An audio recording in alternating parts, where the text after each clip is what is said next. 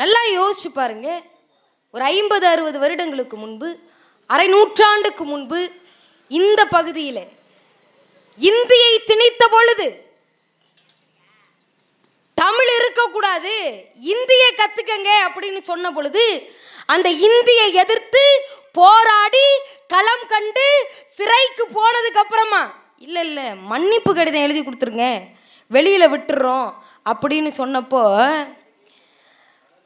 மன்னிப்பு கடிதம் எழுதி கொடுத்து விட்டு வெளியில் செல்ல வேண்டிய அவசியம் எனக்கு கிடையாது, ஏனென்றால் நான் தந்தை பெரியாரின் வாரிசு, சிறையிலேயே சாவேனை தவிர மன்னிப்பு கடிதம் எழுதி கொடுத்துட்டு ஜெயிலை விட்டு வெளியில போக மாட்டேன் என்று சொல்லி சிறையிலேயே மடிந்த தாளமுத்து நடராசன் போன்றவர்களின் வரலாறை இந்த பகுதி மக்கள் தெரிந்து கொள்ள வேண்டும்.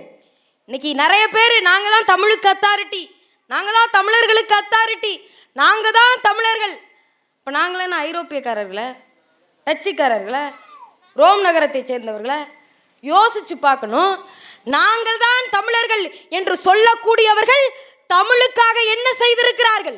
ஒரு ஒன்றிய அரசினுடைய நிதித்துறை அமைச்சர், ஒன்றிய அரசினுடைய கல்வித்துறை அமைச்சர், தமிழ்நாட்டை சேர்ந்த புதுச்சேரியை உள்ளடக்கி 40 நாடாளுமன்ற உறுப்பினர்களை பார்த்து நாகரீகமற்றவர்கள் என்று சொல்லுகிறார்.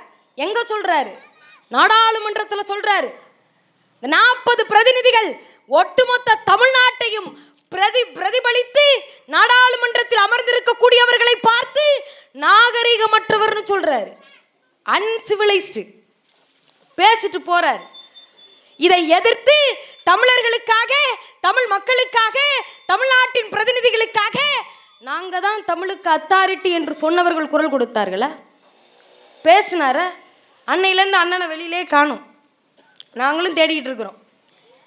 தமிழுக்காக பேசுறேன், தமிழுக்காக போராடுகிறேன் என்று சொல்லக்கூடியவர் எத்தனை போராட்டம் நடத்தி இருக்கிறார், எத்தனை ஆர்ப்பாட்டம் நடத்தி இருக்கிறார்.